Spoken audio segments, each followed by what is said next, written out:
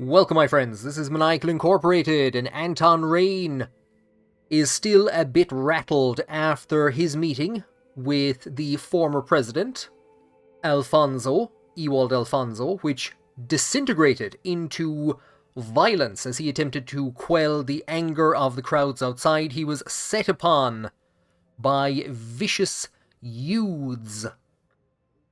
And now we have a bill, a stability order of 1954 to stop the operations of destabilizing youth organizations. I think we went over the newspapers at the end of the last episode. Disruptive rebels, Mar President's address. Serge Volkner got a couple of very nice headlines. There you go, Serge Volkner. Working class hero, the radical not making any mention of the fact that it was members of the Red Youth. What's their organization again? There's so many of them. Do you know what? There was so many of them, and now we're going to ban them all.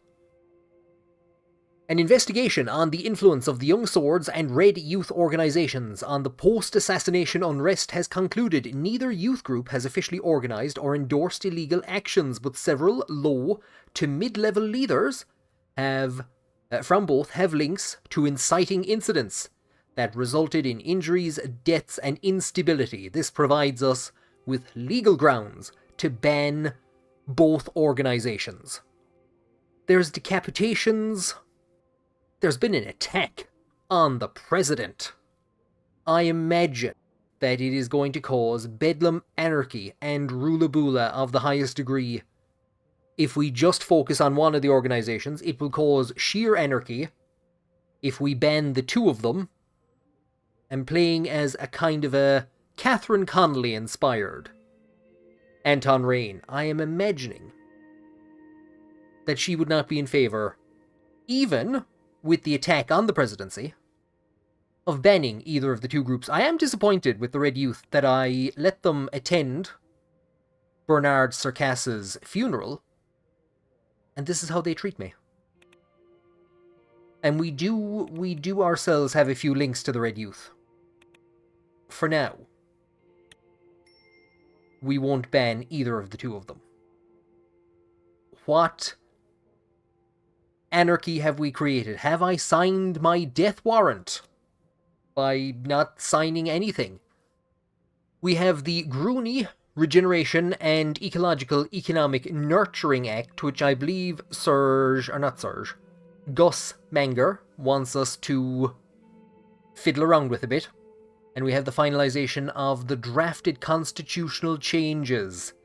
I will take a look at this first of all. So the Green has been proposed by the Assembly, aiming to encourage a more sustainable approach to industry in Groony. Section 1 of the Act would impose stricter regulations on industrial pollution and waste disposal. Businesses not complying with these new standards may face hefty fines, the revenue from which would be invested back into environmental recovery projects. Section 2 proposes to offer tax breaks to businesses that can demonstrate a significant reduction in their environmental impact over a period of time.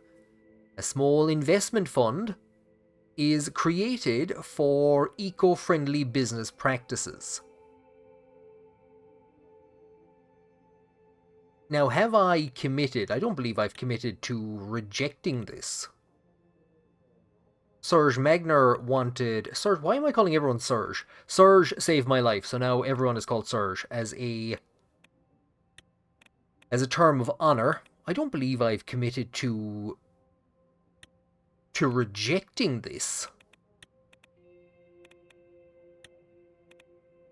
And it has come before me, so sure.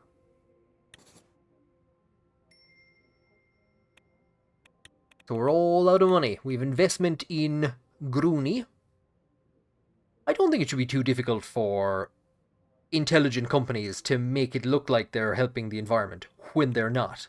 When they're clearly not. So we have the two acts in place. I presume we're going to have some newspaper statements. Green Act signed, a leap in the dark, says the Hallsword Post. Promoting sustainability and environmental responsibility. It's admirable. but there are concerns that it might place an undue burden on businesses, potentially hindering economic growth. We have the incidents at our last meeting, and the Green Bill is signed, a victory for the environment. I'm sure there's going to be a but in there somewhere, but Anton Rain still isn't doing enough. The finalization of the drafted constitutional changes. I wonder, is our good friends Richter going to be there? I was walking to my office, since today was the day to edit and make the final changes for the proposal to change the constitution of Sordland. The Reform Committee finally bore tangible results, and the draft of the changes were about to be presented to me. I walked in the marble corridors of the palace thinking about the huge decisions that I was going to take. At the entrance to my office, my secretary, Livia, greeted me. "Good morning, Mr. President." "Good morning, Livia. Yes, it's true. I fought off 20 rebels single-handedly." How are you today, sir?" "Oh, as good as somebody who has seen active battle can be, Livia. As good as somebody who has seen active battle can be. I'm fine." "Good to hear." She paused before taking my coat. It looked like she had something on her mind. "Yes, Livia, you can have an autograph." "Mr. Rain, can you give me a hint about your reform plans?" "No, Livia." No, basically. Taking away the judge's immunity is long overdue, but it might anger a lot of people in these halls. "You'll find out with the rest of Sordland, sweetheart." I should say it's none of your business, because it really isn't. I'll take it into consideration, Livia. "I hope you'll keep... Why would I keep you informed?" "Livia, of all the people, I'm not informed. I just sign things. Get one of these three to keep you informed." Livia left to hang up my coat. I entered my office and sat down. Not long after, Peter, Lucian, and Nia arrived. "Good morning, everybody." "Good morning, Mr. President." "Good morning," says Peter. "Time to finally get this proposal going." Peter placed the draft in front of me. "After your modifications, we will be starting the process." Can we go over each of the points that are in discussion for the draft? We had better. Well, apart from the first two sections of decreasing the Supreme Court's authority and limiting the presidential vetoes, nothing else has been agreed on unanimously. We could start talking about Section 3. This is about the impeachment process of the president. Currently, in cases of high treason and breaking the Constitution, the Supreme Court may impeach and try the president. Most reformists want the impeachment to be initiated by the Assembly. They think they do not have any power over potential rogue presidents that would abuse their power. Not sure if it is correct to chastise the president this time, though. The Assembly should have oversight over the president. No. Presidential terms are short. Should the Assembly have oversight over the president? Quite recently, with the presidential election towards the end of last year, I did a couple of videos on the Irish presidency and specifically the fears of a rogue president, what a rogue president would be able to do. We had some rather peculiar figures running for the presidency, or claiming that they were going to run for the presidency, and there was a lot of interesting thought experiments as to what would happen if one of them won. We've a very bizarre way of impeaching the president. We've the lower house of the Oireachtas, the Old Éireann, and the upper house, Seanad Éireann. One of them has to vote, I think by 2/3, to put forward a charge against the president. The other house then has to investigate that charge, and if that house then votes by 50% or more, then proceedings begin, which aren't fully explained. It's a rather bizarre impeachment process. Should the president not have some protections? If their right to veto is going to be taken away, they're going to have absolutely no power whatsoever if the Assembly can take them down at any point in time whatsoever. Not sure if it is correct to chastise the President. This much, though. This law is particularly dangerous for you in this case. We will be going against the Old Guard, and if we prove to be successful in the Assembly, they will be looking for anything they can declare unconstitutional to tackle you. All they need is the Supreme Court to impeach you. What if we don't succeed? The court can have me impeached for this. Maybe reforms are not a great idea after all. We should define a better impeachment process. We could even remove impeachment altogether. I mean, if you're taking away the veto, I won't say you need to remove the impeachment process completely. An unimpeachable president with veto powers, then we're in trouble. I don't think that's a wise idea to include in reforms. Mr. President, unless you wish to be like Colonel Soll, after all, well, you know what? The next one, says Lucian. There are some people around here who still like Soll. This is regarding the appointment of ministers. Currently, the President is free to appoint anyone from the members of the Assembly. Nobody else is involved in the process. That makes perfect sense. This is definitely a demand to involve the Assembly in the process. We could introduce a confidence vote. That was, oh, very good, Nia. I'm sure the reformists would completely support that. The fifth section is about our infamous electoral threshold. Most reformists want to lower the threshold as much as possible. Mr. Richter and his PFJP definitely want to see changes on this topic. They find our 10% threshold to be anti-democratic, which is something I would agree with. Yes, but this is a delicate matter. The party, and I mean not even Alban, wants us to change the threshold. They think that this would destroy our party in the long term. Not wrong. The 10% threshold is what that allowed us to control half the Assembly with around 1/3 of the majority in the elections. So I had to check this out after the last episode because there were independents getting voted in, but there were major parties that weren't. And I think it was, somebody was saying it's quite similar to the actual system that's in place in Turkey at the moment, where, well, I think it's in place at the moment, but where independents don't have the threshold applied to them. So if you're a member of the party, this threshold applies, or a party. And the idea is kind of that it's going to be easier to build a kind of create a message and create an identity as part of a party.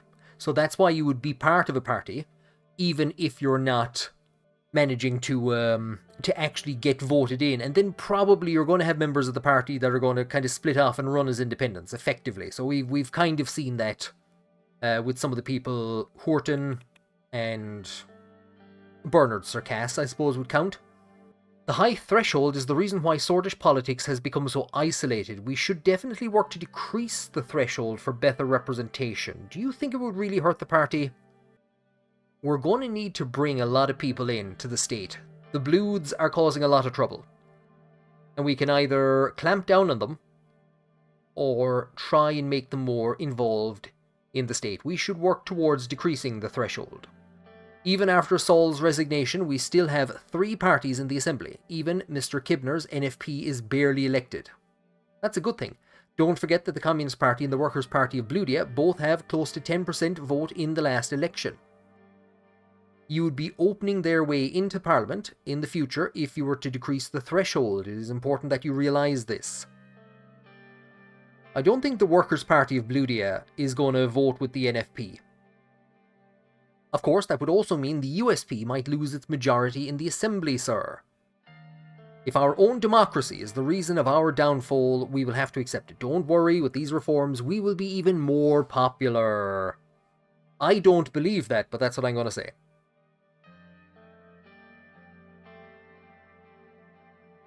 I hope it works out, Mr. President.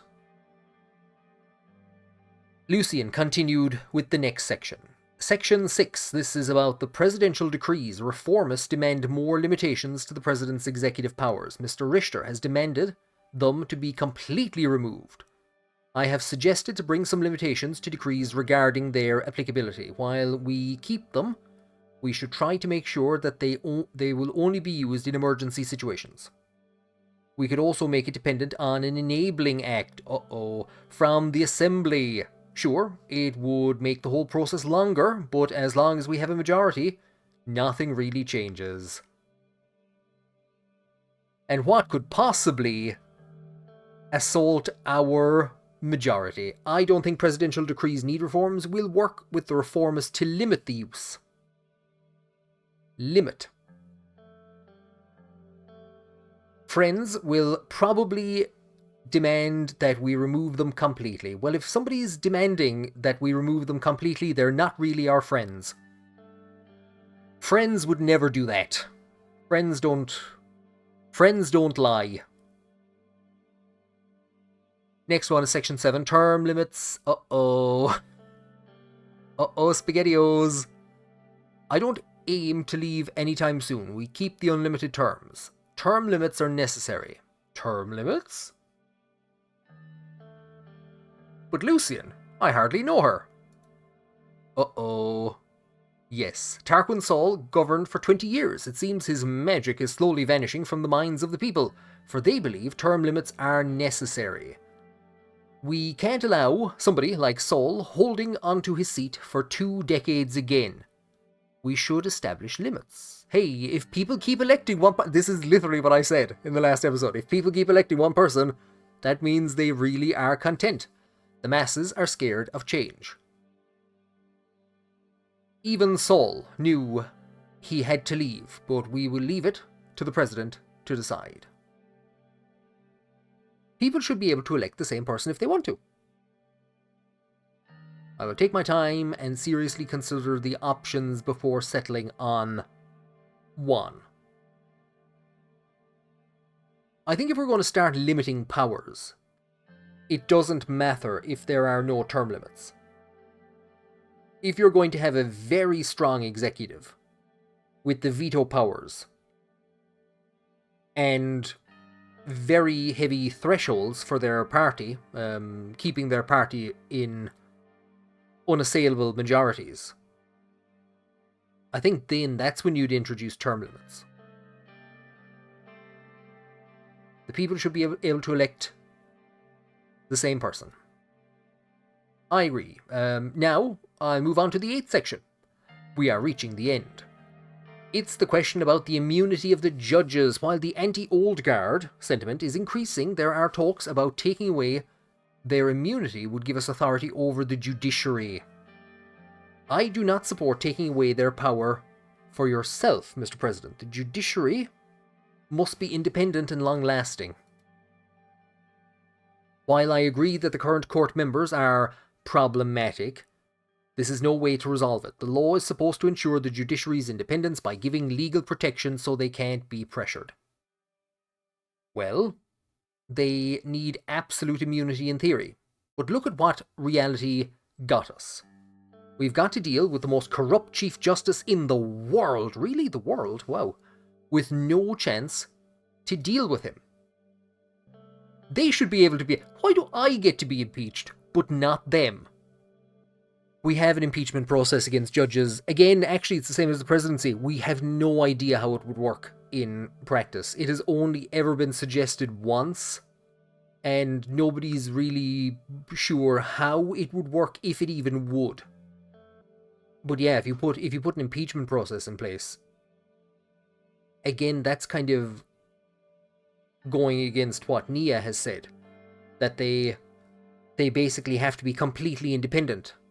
An impeachment process means that they are not completely independent. I'm going to say this, though. I'm going to ask why they don't get impeachment. Peter agrees with me, but it would be tougher to persuade the judges with this. Yeah, I think we're going to have to leave them their immunity to get them to back us. Mrs. Edmonds may not want to cooperate with you if they believe you're going to get rid of them afterwards. And the last one is the question about Soll's legacy, basically his Member of Honor law. It gave him absolute immunity, even when he retired. He's a permanent member of the Assembly as well, but luckily he doesn't really attend anymore. According to the Constitution, the Member of Honor not only has legal immunity, but the state also covers most of their expenses as well as providing security at all times. It can only be given to someone by an absolute majority vote in the Assembly, and the approval of the President. That's why only Tarquain Soll has that title. He gave it to himself right after his military coup. This law is basically made to save the Colonel, and it has a symbolic importance for Sordland because of it. We must get rid of this senseless law that protects him. He should be able to face justice for the atrocities that had taken place during his rule. We could keep the title but take away immunity. Every president should gain that title after their term. Uh-oh. We should abolish this position.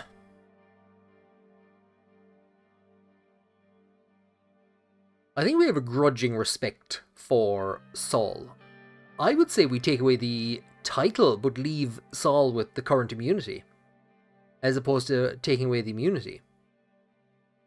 Now, going forward, get rid of the title in its entirety. But I don't see that option there.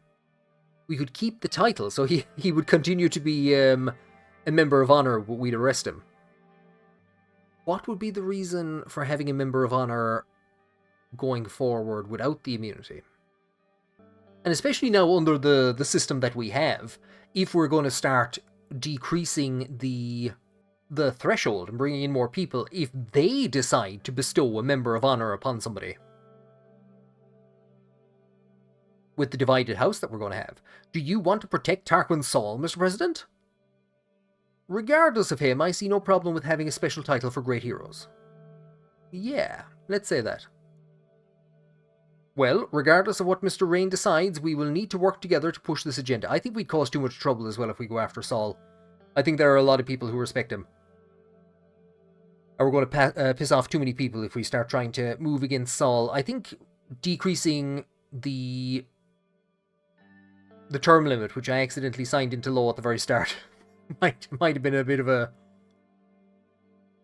I think that might be the main goal. Thank you all. Let's start working on the draft. I buried myself in the papers. So, presidential vetoes. Oh, look at this. According to Article 77 and 82, the President may veto a bill by returning it to the Assembly with a written statement. The articles do not contain any information on how to override a veto. As a consequence, the President has an absolute veto power that cannot even be overridden by a supermajority in the Grand Assembly. Limit vetoes. We don't have much of a choice here. According to Article 5 of the Constitution, an amendment that has the support of at least 150 signatures may be proposed to the Grand National Assembly. A two-thirds majority vote in the Grand National Assembly and a simple majority vote in the Supreme Court is required for the amendment. As a consequence, the Supreme Court, which is not part of the elected legislative branch, has voting rights that give them enormous powers, and the amendment process would remove the Supreme Court's voting rights. According to Article 17, the President of Sordland is not responsible for the actions performed in the exercise of presidential duties, except in the case of high treason or violation of the Constitution. In such cases, the President may be impeached by the Supreme Court in joint session with an absolute majority of its members. Therefore, the impeachment process only includes the Supreme Court, and it gives them great power over the executive. The Assembly and the Supreme Court may impeach with majority in both. The President may not be impeached. You see, you're going to open up a huge can of worms if you're going to be creating a scenario where a violation of the Constitution, you're going to be giving them any grounds whatsoever to go after you and to slow down the swift progress of politics by bringing frivolous cases against you. Like against poor Tarquain Soll in this ism incident. Nonsense. Soll did nothing wrong.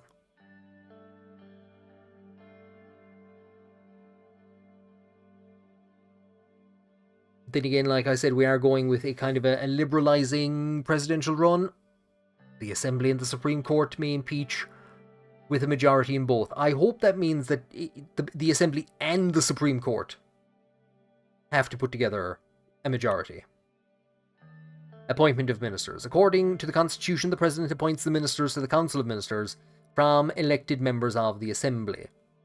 We may introduce a confidence vote by adding the line, the President may nominate ministers, which will require a confidence vote from the Grand National Assembly for their appointment, or include the Assembly more in the process, with the Grand National Assembly may nominate a list of ministers which the President may appoint. You know, that's not terrible. That's not terrible. So in Ireland, each party will nominate a candidate, well, they don't have to, but most of them will nominate a candidate for Taoiseach. When the Taoiseach is elected on a majority of the Dáil, they then appoint the government, however they see fit. So there's no confidence vote, and there's no appointing nominees. I think if you were to allow for them to appoint nominees, you'd end up in a scenario where a few of the parties would probably get together and conspire to dump somebody on you that is rather unsuited. And you're talking about a situation there where it's a kind of a national unity government almost. We'll go with the confidence vote as required. That is a very interesting process, though. The Assembly nominates the ministers. We'll go with a confidence vote. The electoral threshold. According to Article 50, a political party needs a minimum of 10% of the total national vote to win seats in the Grand National Assembly. The votes of the parties who pass the threshold are redistributed proportionally, meaning USP, which currently holds the lead, would be the main beneficiary. Decreasing the threshold may allow the Workers' Party of Blúdia and the Communist Party of Sordland to be elected in the next election. We will decrease to 8%. We're not going to go crazy. According to Article 18 and 51, the President is able to issue decrees on political, social and economic issues that would carry the force of law. They could not contradict the Constitution and are subject to judicial review. Therefore, the President may issue decrees in many subjects without going through the Grand National Assembly. However, the Assembly may pass legislation on the same subjects to override presidential decrees. We may include the Assembly in the process of requiring an enabling act from the Assembly to be able to enact decrees or remove them completely, making the Assembly the sole lawmaking authority. We may include the Assembly in the process by requiring an enabling act. I think we'll go with the enabling act. Removing presidential decrees would be interesting as well, actually. But then we're in a scenario where we've lost our veto and we've lost the ability to make decrees. So we'll go with the enabling act. According to the Constitution, the President shall be elected to serve for 4 years. However, there is no mention of a term limit, allowing one individual to be able to run, be elected, and serve as President without limits. Do not change. What happens if the President is impeached? Can they run again? What happens if the President is impeached, runs again, and is elected?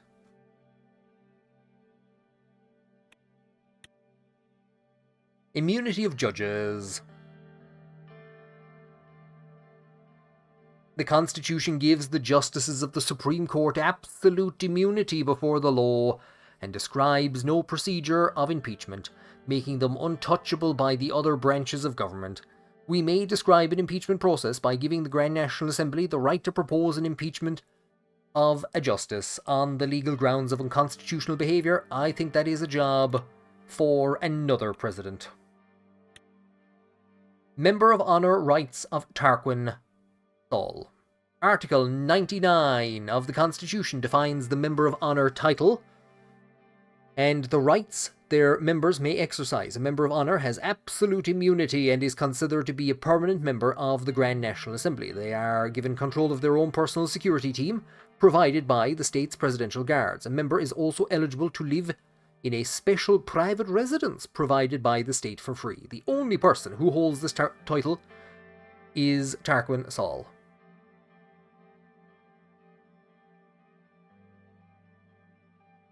Every president becomes a Member of Honor, and remove the immunity of the Member of Honor. Abolish the title, remove immunity.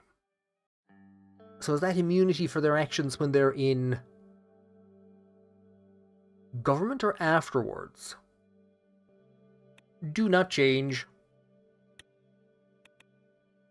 Are you sure about your decisions? No. After I made the final changes for the proposal, I showed it to my team. They read the changes and discussed it amongst themselves. Lucien spoke afterwards. Looks like the amendments are ready to be proposed. But I have to say this too. The new electoral threshold will be really difficult for the party to accept. Our guys are not fond of that idea. That's true, it will be tough to get all of their support. Some of our members may try to openly fight against this. I'm prepared to reconsider if it comes to that. We will do our best to make it work, sir. Any other comments before we proceed? Peter says, I don't think I have any problems with the changes. Me neither, says Nia Morgna. Thank God. Kira Walda isn't here. She'd be complaining about everything. Looks like we can proceed immediately. I will personally work on the wording of this proposal with my hand-picked legal experts. With Miss Morgna's reputation as the most experienced attorney, this proposal will be bulletproof. Nia, Kira says you're only there because you're a woman.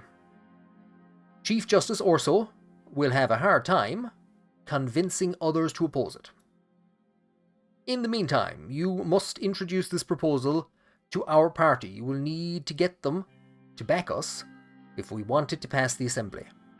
Sir, I advise to first talk to the leaders of both conservative and reformist wings of the party. Oh my god, more meetings, who would have guessed? Peter says that as far as I'm aware, Mr. Claven supports the reforms already. Miss Tory will be the real problem. She became the real heavyweight after we left for the executive. Any advice in dealing with them? Punch him in the face? As Mr. Vectron said, Mr. Claven will probably be easier to persuade. We need to unite the party under this, so his support is vital. Mrs. Gloria will be tougher to break. Mrs. Tory, actually, Lucien. The problem is that she's capable of turning the moderates and the conservatives against us. As much as I don't want to say this, if she makes demands to change the proposal, you may need to give in. Understood. Wish you good luck with this party, sir. I wish you good luck with the party. I love a good party, Lucien. I think we can end the meeting here. We all shook hands and they left the room.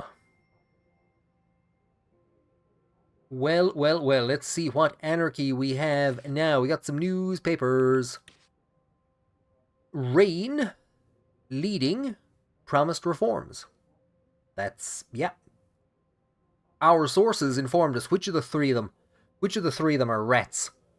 Which of the three of them are leaking info to the government. It's Peter. You're plying him with drink and he's telling you everything. A plan is underway by the government to start the drafting of the reform package. Finally, we seem to have a president who pursues something significant in the early days of his term. Unleashing energy, an analysis of EPA's potential. So what potential do you want? More or less restriction on the 20% ownership? A strategic co-investment with Rizia in Gazom also presents a promising opportunity. This partnership could attract the attention of Rumburg, aligning with Rizia's recent efforts to enhance regional economic cooperation. And preparations underway for the annual Benfi Festival. This year's venue was picked to be the newly built Benfi High Arts Centre with a total capacity of 8,000 people. It's the largest cultural festival in the entire Sordland. Oh no. Everyone gathered together in the same place at the same time. We have a couple of different things. We have dinner with the business council members in Lakeven. Over in Hull Sword, we have a meeting with the I was wondering how we were going to have a meeting with the Energy Protection Act. We have a pen and paper, the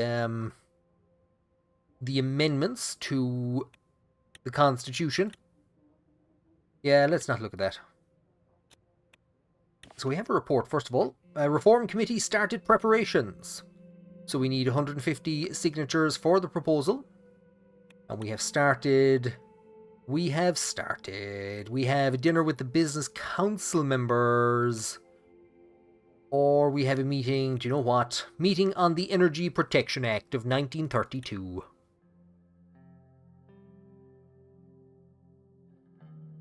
As the morning sun streamed through the window of the presidential office, an imminent meeting loomed on my agenda. In a quarter of an hour, I was set to discuss the Energy Protection Act of 1932 with Ministers Graff, Hall, and Whiskey. Is it not a bit early for Whiskey? The recent abrogation in the Grand National Assembly, coupled with ongoing dialogues with Gazom, had only served to amplify the discourse surrounding the legislation. I was just checking his Manger here. Why the hell is Lilas Graff here? I was sipping my morning coffee and enjoying a quiet moment of solitude when David arrived, characteristically early. A very good morning to you, Mr. President. I trust I'm not imposing by arriving ahead of schedule. Yes, you are, David. Get out.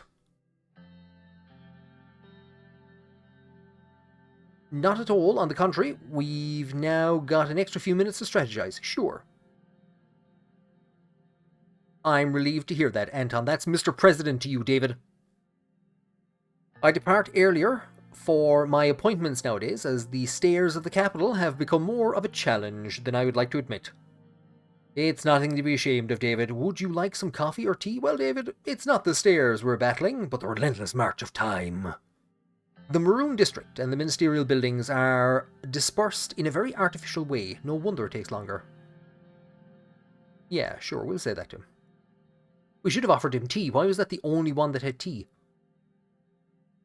It wasn't always like this, you know. Before Tarquain Soll and his architect, Herman Equa, he doesn't get a picture, gave this area a neoclassical facelift and a new name, it used to be known as the Republic District. So he was a political scientist, historian, and writer. A retired professor of political sciences. After much prominence and discourse in front of the academic eye, he stepped away from public life following a period of sickness. Currently, he resides in Bunreachts in his family estate. So he's still hanging around. I recall those days with such clarity. The city was a vision of beauty, its people radiant with hope, but the civil war shattered our sordid dream, exposing the darkest parts of our nature.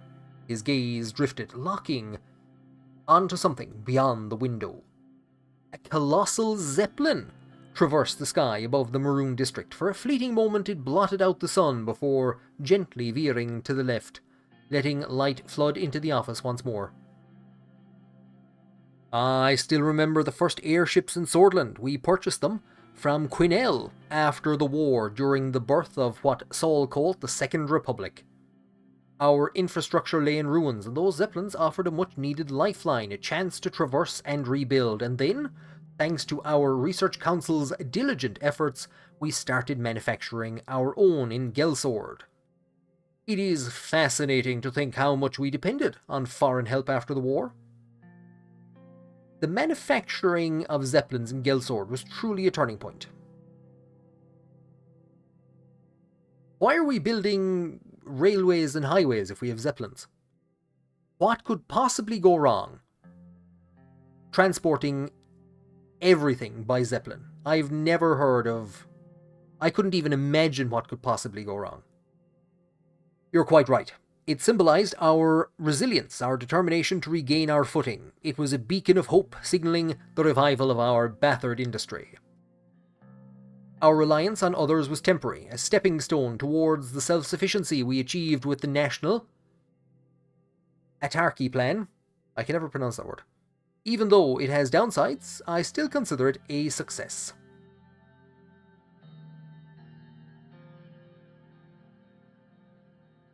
So there's more. Tarquain Soll, the key component of Solonomics, included the nationalization of most private enterprises, a shift from the gold standard to a currency-led economy, and the implementation of a tight monetary policy focused on large investments in infrastructure projects.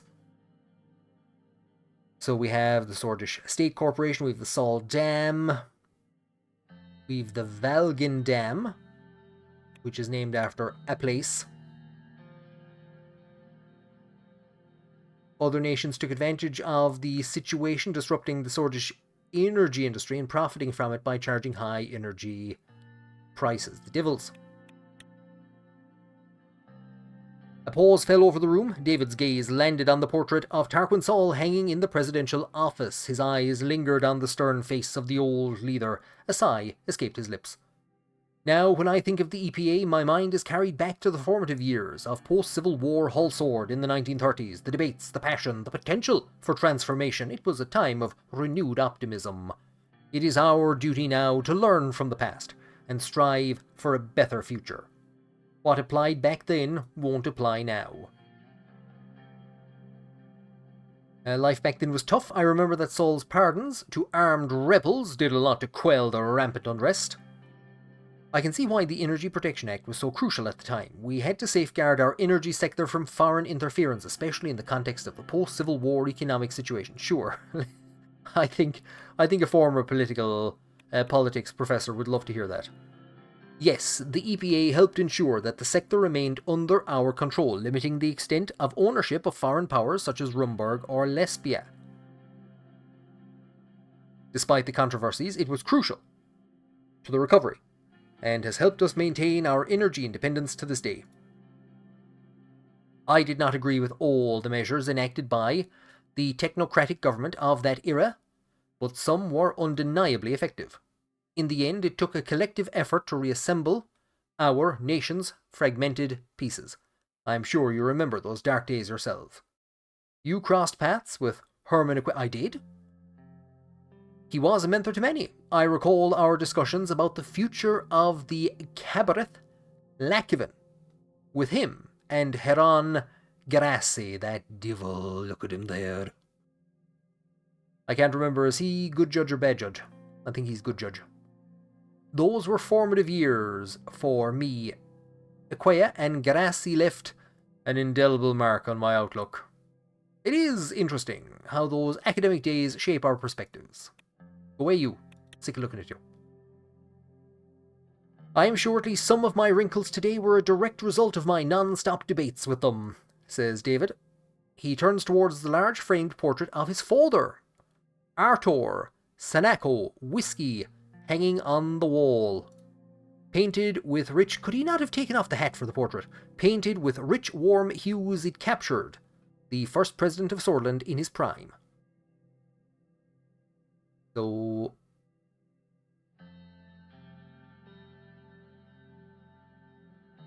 he was stripped of his position and remained in prison until his death.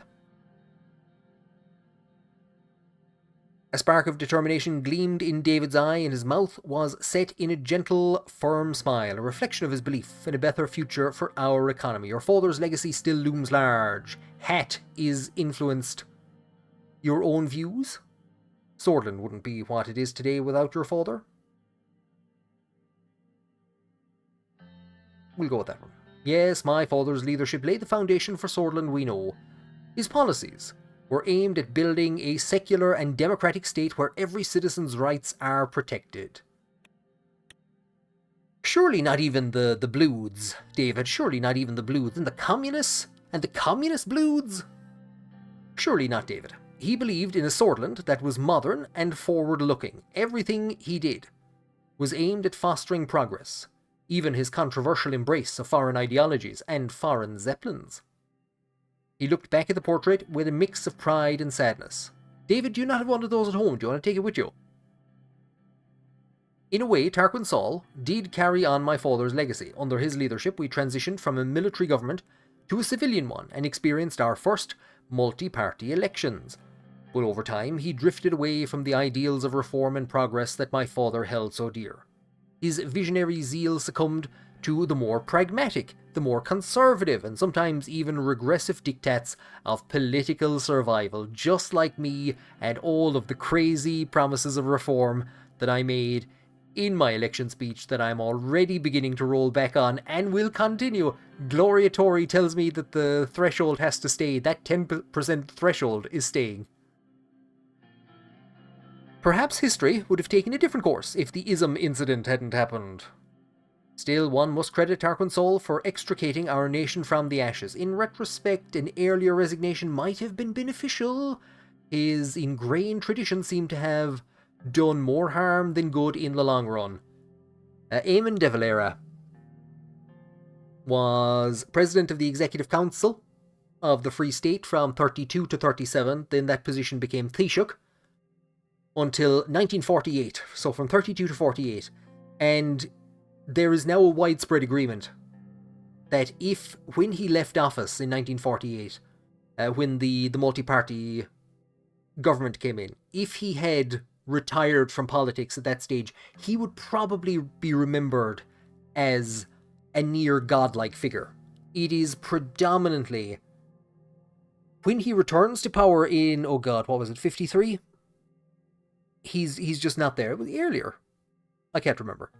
The 50s are blurry, but he's just worn out. He's basically just back in office to prove that he can get back into office.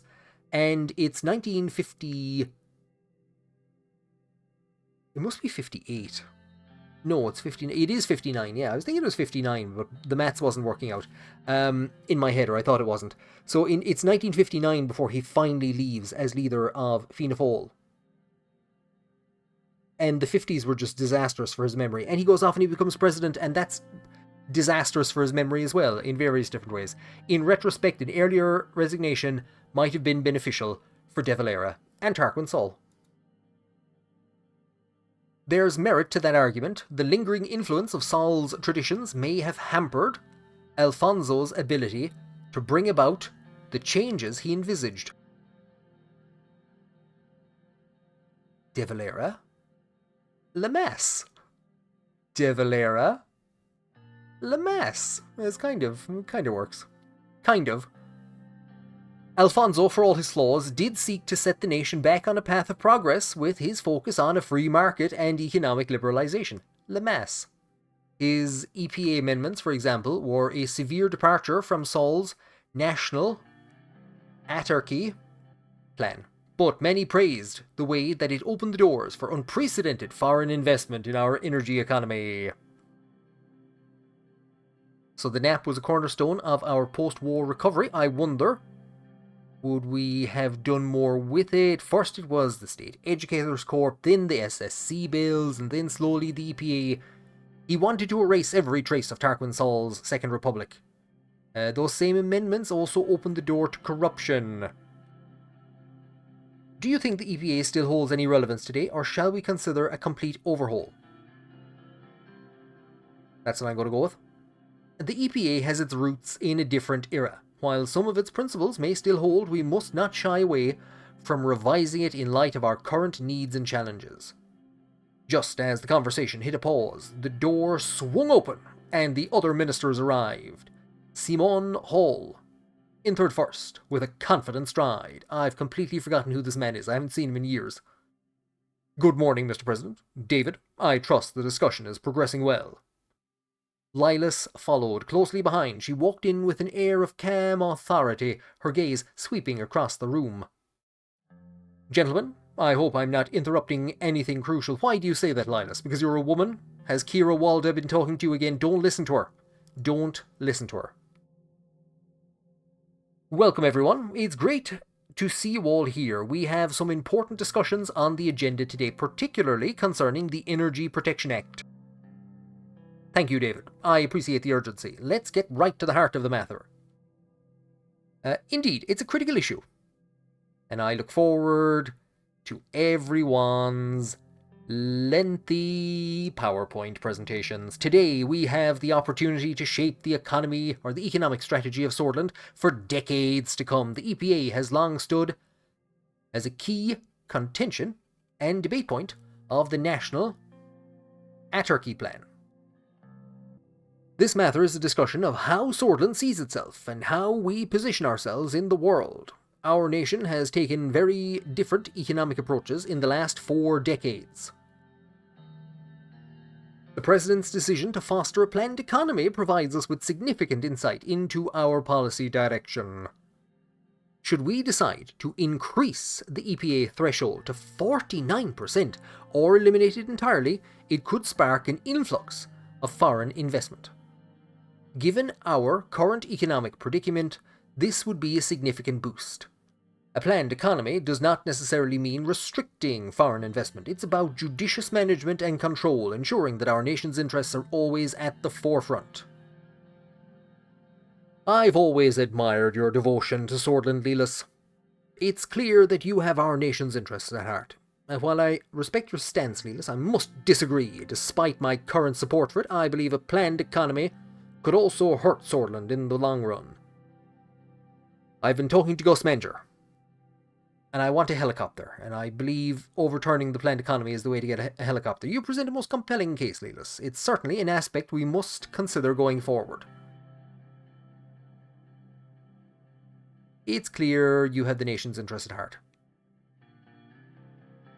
It's our shared dedication to Sordland that drives us. Mr. President, Lilas, shall we return to the subject of the EPA? No, Simone, we will continue talking about Lilas's dedication to Sordland. How dare you? Our current version of the Energy Protection Act dates back to 1949. President Alfonso's amendment raised the cap on foreign investment to 20%. In my view, it was a necessary step to attract foreign investment and stimulate the economy. We must remember that Sordland was facing an economic crisis during his tenure, and these changes provided a lifeline for our energy industries. So I do know that Gus doesn't want... Was it Gus or Alfonso himself that said, don't make it any more restrictive? And I said, okay. And then I turned back and I said, wait, does that mean you want me to increase or you want me to decrease? But he was running for the helicopter at that stage. There was glass bottles being thrown at my head. I was screaming after him, Alfonso! What do you want me to do? He was gone. Wasn't this change a sign of desperation rather than a strategic move? But did the increased foreign ownership actually lead to substantial economic growth? I must confess, when the changes to the Energy Protection Act were first implemented, I harboured serious reservations. Did they actually do any good? While the increase in foreign ownership alone didn't lead to a drastic upturn in economic growth, it did have a positive effect. It facilitated foreign investment and provided our industries with much needed capital. The effects of such policy changes often take time to fully manifest, but they lay the groundwork for future economic development. I'd like to see this future economic development. David.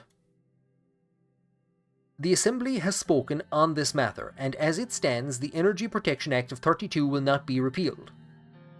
It's clear that our colleagues have recognised the potential risks of exposing our energy sector to foreign ownership. While this doesn't end the debate, it does underline the importance of respecting our Assembly's decision. I don't only respect the Assembly's decision, I wholeheartedly support it. Fair point, Lilas. Or Lilas. Lil. We must respect the decision of the Assembly even if it doesn't align with our views. Their decision has been made, but what that doesn't mean we will stop advocating for what we believe in. It's disappointing. Our debate is definitely not over. Fair point. We must respect the decision of the Assembly. I respect the decision of the Assembly. However, we mustn't allow this setback to deter us from exploring. Yes, let us explore.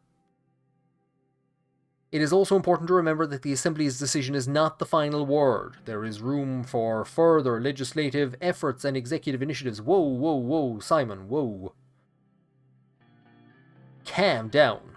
The Assembly has spoken, and I think Gazam is happy with what it said.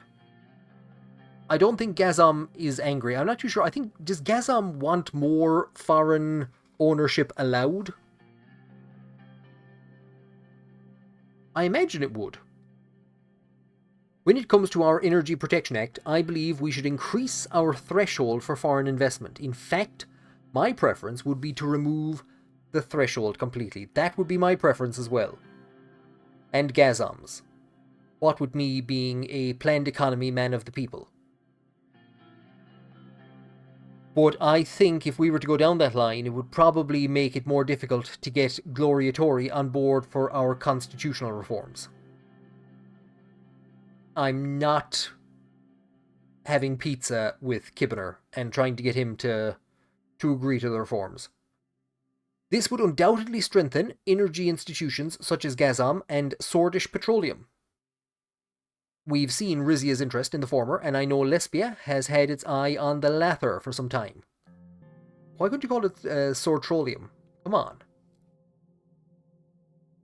Founded by the Renan family in 1849 as a state asset, the Sordish Petroleum is the main extractor of oil in Sordland. It is focused in and around Estord, where one of the three largest oil fields in Mercopa lies. See, we're all out of money. I spent money protecting the environment. So we do need foreign money. That's precisely what I'm worried about. We have to remember that we are dealing with national security as well as economics. Reverting to the Soll era 10% limit, or keeping the law as it is, would be a safer approach. We cannot risk our energy infrastructure falling into foreign hands, especially not Rumburg. I think if it's going to fall into Rumburg's hands, I think it's going to be the military. I see merit in both your arguments. Yes, we need to protect our national security, but we also need to consider the economic implications. Perhaps a mixed approach would work best, both increasing and decreasing the limit at the same time. What if we increased the limit to 49%, thereby attracting foreign investment while maintaining Sordish control over critical energy sectors? Is that a compromise? Considering potential foreign buyers such as Quinel, Rizia, Anraka, Rumburg, and Lesbia, what are the worst case scenarios if they gain control over our hydroelectric, gas, and oil sectors? How would the Energy Protection Act changes impact corporations like Gazam, which could sell to any entity under the revised laws? Lelis, you mentioned national security risks. Could you elaborate further? Guys, what exactly is petroleum? We'll go with the first one. Think about it, Mr. President. If any one of those countries, but especially Rumburg, gains control of our energy sector, they could cut off our power at any moment. We would be forced to comply with any decisions they made regarding prices or environmental measures. There is no denying the potential risks of foreign buyers gaining control over critical sectors. If we increase the foreign ownership threshold to 49%, we can attract more investment while mitigating those risks. While we may see entities from Quinel, Rizia, Anraka, Rumburg, or Lesbia as potential threats, it's also crucial to see them as potential partners. The scenarios Lelis mentioned are possible, of course, but think about the economic growth and international relations that could be fostered. If we aim to deal more closely with Lesbia, for example, I very much doubt they'll settle for a mere 49% energy investment. 49 is the most they are getting. How would it impact Gazam? I believe you already know the answer to this, Mr. President. Gazam could fall under foreign control, just like any other energy company. On the other hand, foreign investment could result in increased resources flowing to Gazam and its ilk. And those resources could be channeled into further development of our energy sector. Yes, Gazam could potentially sell to anyone, but wouldn't that be a show of the strength and attractiveness of our energy sector on the global stage? Energy is exactly what I was thinking about at the very start of this playthrough when I said nationalization, which would be to basically, I don't know if we can nationalize it. Lelis isn't really promoting nationalization, as in state ownership. Now I'm like, yeah, we're going to give them 49%. We're not going with Simone's proposal of allowing anyone who wants to buy. 49% is as much as we could give away. We could leave things as they are, but I'm not going to be in a position to invest government money in gas. I've put enough government money into gas already. How would the changes affect energy prices? With increased foreign investment, we could potentially see a decrease in energy prices. Yeah, just like we are at the moment. Yeah. More energy for data centers. But we should also consider the potential impact on job security and national control of our energy sector. Changing the Energy Protection Act could lead to increased energy prices as foreign entities would manipulate the market. With increased competition and foreign investment, we could see a decrease in energy prices. The more players in the market, the more competitive the price will be. We can proceed. Given the turbulent economic landscape, maintaining the status quo could offer us stability. We are already open to foreign investment at a 20% threshold. Changing this percentage may introduce unexpected challenges and could complicate our foreign relations. I firmly believe in the sovereignty and strength of our nation. Returning the threshold to 10%, as it was during the Soll era, could protect us from undue foreign influence and ensure that our energy sector remains in Sordish hands. While I maintain that increasing foreign investment could significantly stimulate our economy. Now he's going for 49%. I thought he wanted to get rid of it. An increase to 49% could be a balanced compromise, signaling to the world that Sordland is open for business while retaining majority control of our assets.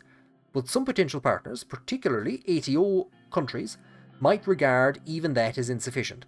So, Whiskey was saying a compromise and to put it to 49. He was saying get rid of it altogether. She was saying going 5 to 10. Now, David's compromise is to keep it as it is at 20. Lilas is going for 10%, and Simone is going for both 49 or getting rid of it completely. We must consider the far-reaching implications of our actions, especially in light of our recent dealings with Gazam. Mr. President, your decision to pursue co-investment with Rizia allows us to distribute the financial burden and mitigate risks. It also promotes regional cooperation, aligning well with our fiscal policies. A joint venture with Rizia is a strategic move, not a concession. Sharing investment responsibilities may ease our financial load, but it also means we've invited foreign influence into our energy sector. Our partnership with Rizia is our commitment to regional cooperation. It's a pragmatic move that will be beneficial for both nations. Simone meticulously adjusted his glasses. With Sordland and Rizia co-investing in Gazam, there's a chance to build a partnership that benefits both our economies. However, how we adjust the EPA could significantly impact that outcome. That would be if we were to reduce it. Sharing the burden with Rizia does provide some reassurance. However, if we raise the foreign ownership threshold, we must be wary of the influence of Rumburg. Our partnership with Rizia has proved beneficial. I suggest we maintain the current threshold. Let's not make hasty decisions. So remove the threshold altogether? I think not. While your points are valid, Lelis, we can't ignore the potential economic benefits. Raising the threshold could attract more investors. Even though we're sharing the investment with Rizia, we should still consider prioritize Swordish control.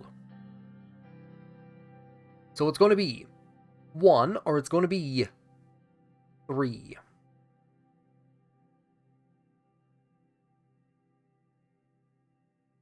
The 20% is still providing opportunities for foreign investment. If we're not going to turn the place into a capitalist haven, good heavens. We have said planned economy, and I don't think 49, I would like to go for that 49, but I don't think it's going to fit with all of our various different policies, and it's going to anger the conservative wing. Let's not make hasty decisions that might disrupt this balance. Maintaining the current threshold is a safe option, but my preference would be to... I know, yes Lelis, I know. The current threshold provides a balance. It allows some level of foreign investment without risking too much foreign influence. Reverting to the past will lose us too much opportunities. While maintaining the status quo provides stability, it might limit our potential for economic growth and trade relations.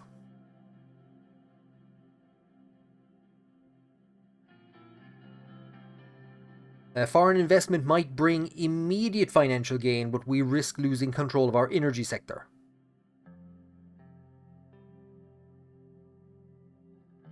I would say we've covered the implications of your EPA decision fairly thoroughly, Mr. President. One more concern. Gus and Michael informed me that you have given President Alfonso assurances about not imposing stricter EPA regulations.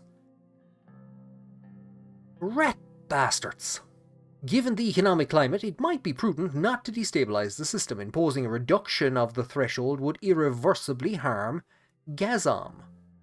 I understand the need for economic stability, but I am reconsidering my promise now that I know all the facts. There is no need to be destructive in an already dangerous economy. We need to balance our commitment to Alfonso with the needs of the nation. There's also the matter of international perception. We should be careful. Well, it's basically what serves both the Conservatives and Alfonso. So it keeps Alfonso happy, and it will hopefully keep some of the Conservatives happy in getting that pen going and signing things. There is no need to be destructive in an already dangerous economy that could spiral downward.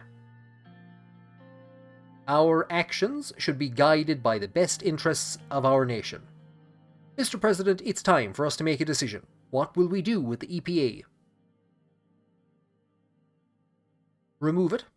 Put it to 49? If it went to like 30 or 33 or something, I'd be happy. Keep it at 20.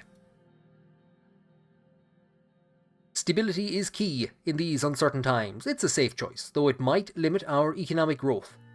It may not be what Soll would have wanted, God rest his soul, but it is a prudent decision. The door of the room opened. Livia Suno carried a tray laden with an assortment of beverages. She was a little clumsy as she maneuvered around the room, refilling cups and glasses with tea, coffee, and water. Livia, come on, something stronger. Excuse me, gentlemen, and madame. I didn't mean to interrupt. What would you like to drink, Mr. President? Ooh, this is a tough choice. Thankfully, none of them will eat into the government funds.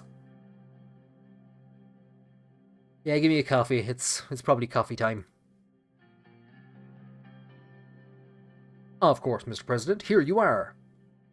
Livia finished serving the beverages and retreated towards the door. She glanced around the room one last time before quietly backing out.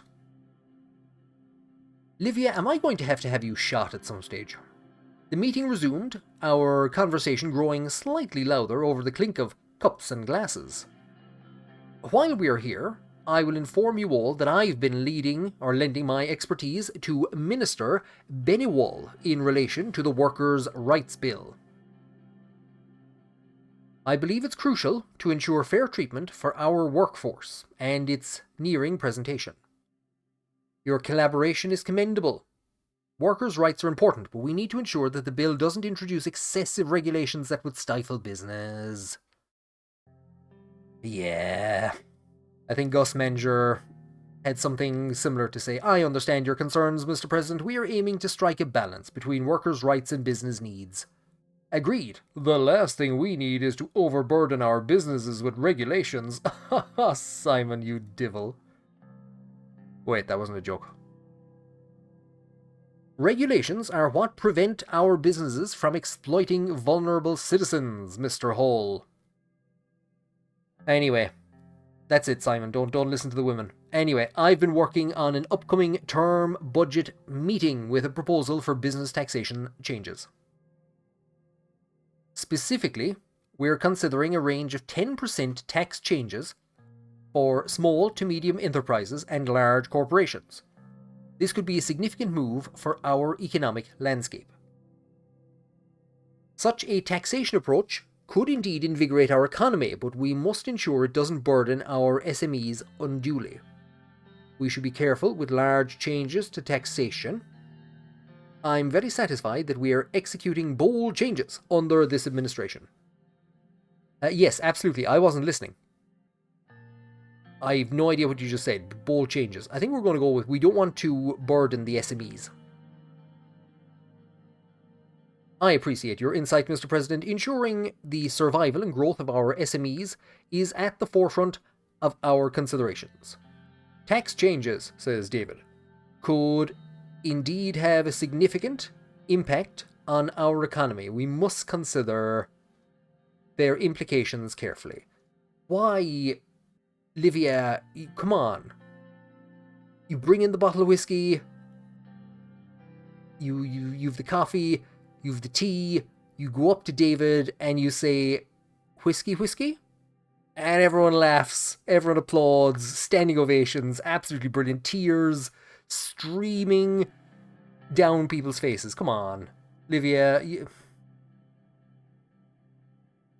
Large private corporations have enjoyed significant benefits and loopholes for far too long. They should pay their fair share. As the ministers rose from the seats, the late morning light spilled into the room through the ornate windows. It seemed to signal the conclusion of the meeting. Our work is our legacy. Let's make sure it's one that Sordland can be proud of. Thank you for your insights. Our unity is our strength. Young kids tried to throw bottles at me. There's no unity. Yeah, we've made important decisions. Let's wrap. We made one decision. Let's wrap it up and circle back. Put a pin in it. Get out. Leave me alone. So after all that, we have 2 newspaper reports, but lots of reports on the map. EPA status quo, a wise decision. So the Hull Sword Post has come out in favour, as has Sordland today. A smart move. The Radical has stayed quiet. Good. The book-burning barbecue in Boren has hopefully burnt out. So here is Menger's Groony Region Tour. I didn't know he was in a band. Oh no, he's touring economic sites, research for a new rural development plan. So he was saying something about this. That there was a lot of noise, there was a lot of police cars, there was a lot of breaking glass. I couldn't fully understand what he was saying. I'm sure it'll be fine. Valgan farmers seek support. They believe their targeted support and investment could rejuvenate the agricultural sector and contribute to the region's economy. Farmers have a habit of driving tractors into the capital if they don't get what they want. Agricultural growth potential. Sarna is exhibiting strong potential for agricultural growth. The demand from neighbouring Lesbia is increasing, suggesting an opportunity for expansion. Maybe Gus should head over in that direction. Untapped coal reserves in Lauren. Discovery of new ism remains. Remains of former Black Battalion members have been discovered near the site of the ism incident. The deceased have been identified as Swordish Armed Forces officers who were pardoned by President Soll's government and were deployed in border security at the time. Investigations are ongoing to determine the cause and circumstances of their deaths. The discovery has reignited interest in the Black Battalion's history, and authorities are urging anyone with information to come forward the way they can be disappeared into a prison. So were the Black Battalion involved in this? So they were Swordish Armed Forces officers who were pardoned by Soll. So what had they... Had they fought on the side of Lutheran prior to Soll coming to power?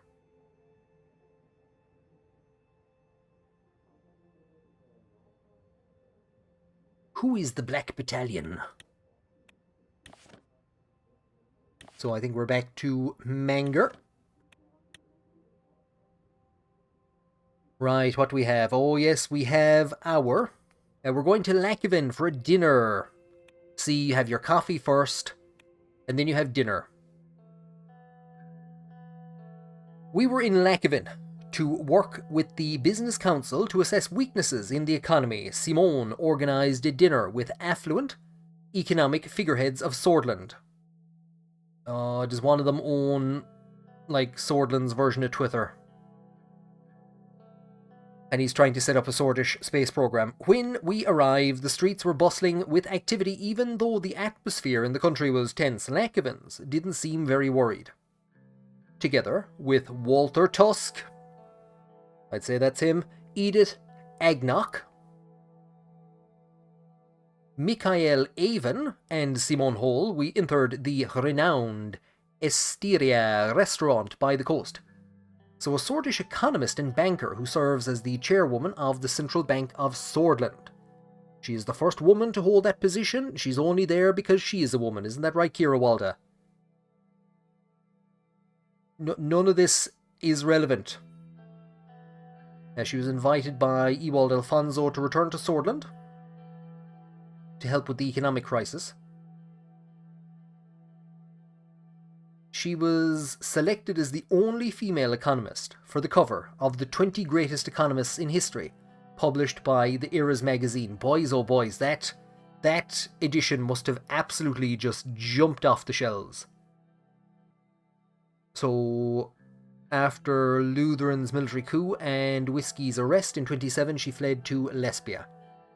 And Michael Avon, Swordish businessman, economist, and statesman who serves as the co-chairman of the National Business Council. So he also advised Simone on the agreement that we made with Alfonso.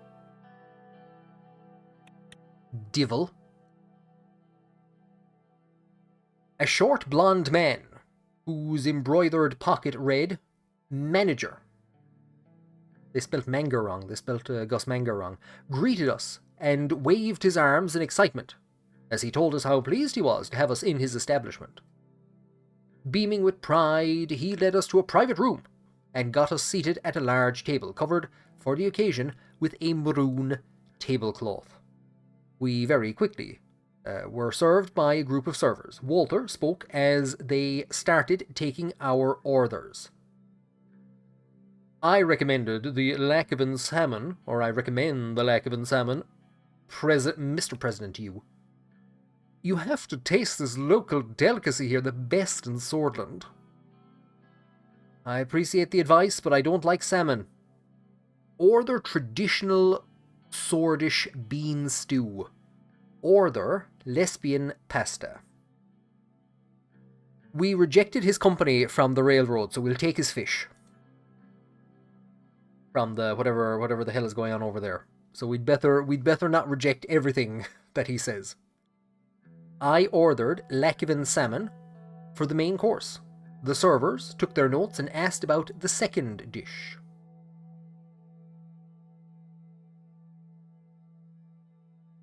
Is there no soup? And is there nobody going around with a big dish of spuds, mashed potatoes? This is the worst wedding I have ever been to. Come on, we get some rice. The servers placed glasses in front of each of us and served bread and water. After they were done taking orders, they quickly left us alone in the private room. Is this going to be reported in the papers tomorrow? Fatty fat president causes food shortage in Lakeven. Mr. President, I didn't have the possibility to thank you for coming today. Your presence means a great deal. Indeed, sir, it's an honor to dine with you. It's great to be here with the members of the Business Council. Yeah, absolutely. We should thank Simone for organizing this meeting. No need for that. I hope everybody enjoys the evening. Simone gestured at the expensive-looking red wine bottle that one of the servers had just brought to the table. Mr. President? Grab the bottle. Scull the bottle. Why isn't scull the bottle an option? We will nod. I nodded at him. He started to carefully pour some wine in my glass and waited for me to taste it before filling it up. I took a sip. It was bitter. Honestly, it tasted like any other wine. How is it? Is the taste your liking? It has a sour and delicate vegetal character. Is it Arcasia I'm tasting? Yeah. What? No, says Walter Tusk. You may be tasting the oak from the barrels, or maybe it's the gooseberries. It's definitely not Arcasia, Mr. President. Simone filled up my glass. After filling everybody's glasses, Simone stood up and raised his glass. I think this is it. I think this is the end of my political career. I utterly messed up on the definition of the wine. We're meeting here tonight in difficult times, but I believe that, with hard work, cooperation, and trust, the President can finally pass a wine tasting exam. I'd like to thank Mr. Rain again for his decisiveness when it comes to economic policies. I'm sure we will stop this recession. There's 5 of us at the table. Simone, please, you haven't even started drinking and you're already drunk. I also thank Mr. Tusk. Thank Mr. Tusk for being here with us today. His presence is an honor. And of course, the other two. Let's drink to future cooperation and growth. For a prosperous Sordland. Everybody raised their glasses and toasted each other. After a couple of more minutes, the servers arrived with our meal. Oh, thank God. The food tasted amazing. Walter was right. This place must have been the best place in all of Lakeven. Lads, I would have been happy if we just went to the chipper. So how did you find the food of the best fine dining restaurant in Lakeven, Mr. President? Fine food is like fine art, but this particular one is a masterpiece. This can't get old. It's an experience. The chef must be tipped. Yeah, not a big fan of fancy food. This is a man who's out in the front yard of the presidential palace barbecuing ribs. Not a big fan of fancy food, but I must admit that it's very tasty, says the man visiting one of the finest restaurants in Sordland. Yeah, this is where you organized the meeting. I would have been happy to have done this at the chipper. Put a box of taco fries in front of me. Box of taco fries and a bottle of wine. I would have been happy. Don't blame it on him. Mr. President didn't choose the place. Exactly, you chose the place. How are things going in the Maroon Palace? The pressure must have increased after you attended that funeral. No, the pressure increased when I had to barbecue for my son, and then the youths attacked me. That's when the pressure increased. The pressure was already high. Not much has changed. It did increase, but it was the right decision. Just like not giving you the goddamn railway is the right decision, or the highway, whatever the hell it is we're building. Of course, I didn't mean to criticize your decision. Mikhail, I wasn't saying that. As we conversed with Mikhail, I heard Walter raise his voice in apparent argument with Edith and Simone. We both stopped to listen. Arcasia knows the right way of doing business. Their approach to the world is real and raw. I'd prefer that cutthroat approach in comparison to the niceties. Well, says Edith. Simone not giving women any time to talk. Good man, Simone. They're only there because they're women, as Kira Waldo would say. I mean, it's a nice country to visit too. I've travelled there often in business trips. Their attitude on all countries are nice to visit if you have the cash. Money does turn the world around. Travel is the least you can buy with it. Certainly not. At all. How about the people who don't have extra cash to spend? Yeah. What about disease? What about death? What about everything that is wrong with the world? What aboutism? Says Walter. These are matters beyond our lives. We should focus on the betterment of ourselves and enjoy what we have. This fish and this wine, wherever it came from, instead of worrying about what others don't have. You're right, Walter. We only live once. Draw pistol. Truly an egotistical way to look at the world. Yeah, I'll say that, even though it's probably not the best. It's the wine talking. We'll blame it on the wine. This isn't official government policy. It's just facts. Life is short and there is only so much we can do. Why not focus all the energy on ourselves? Walter is taking us down the rabbit hole again. By the way, says Mikhail, I saw that the construction of the railway... Oh, no, Jesus, Mikhail, no. Not when he's a couple of bottles in. Not when he's a couple of bottles in, Mikhail. Now is not a good time to bring this up. I've seen that the construction of the railway has already started. I have my concerns about the company, but I hope they do a good job. That project will surely boost our economy if done correctly. The mood is already becoming positive. Uh-oh. I have to congratulate Mr. Rain for starting such a massive project. Mikhail, shut up!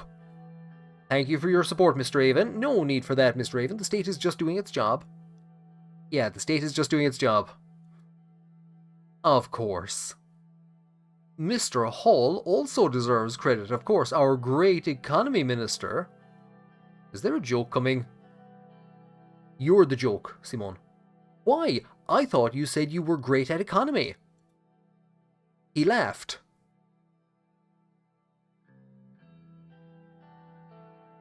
Is that the wine laughing? I heard you've bought a new villa, Simone. I don't comment on rumors, but I'll make an exception since we're among friends. I'm not friends with any of these people. It's true. You're doing a great job and you deserve it. A new villa is a bit much, especially in this economy, when people are suffering. Where is the property? It is a small seaside villa on the outskirts of Bunreachts. It's just a modest house with a swimming pool. And a small golf course a small golf course. Really, Simone?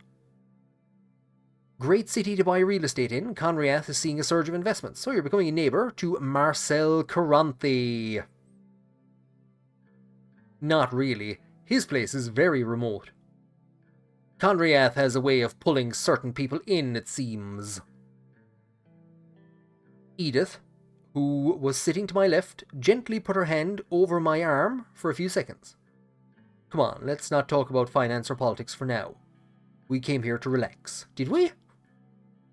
She turned to... I genuinely thought we were having a meeting. Is this just dinner? Amongst people who hate each other. She turned to Walter and Simone. Isn't that right, gentlemen? If I wanted to have dinner with people who hate me, I'd just get Frank to come down for another barbecue. They nodded at her and took a sip from their drinks. She slightly leaned towards me. So, Mr. Rain, why don't you tell us what's behind that strong character of yours? I've heard that you had a difficult life in Dire. Is that right? I try to leave my past behind and focus on today. It's who we have become that matters. My childhood was very difficult. I walked uphill to school both ways. So it was uphill when I left my house to go to school, and it was uphill on the way back. But it definitely made me stronger. It would. My calves are something else to behold. My family cared for me as much as they could. I couldn't ask for more than that.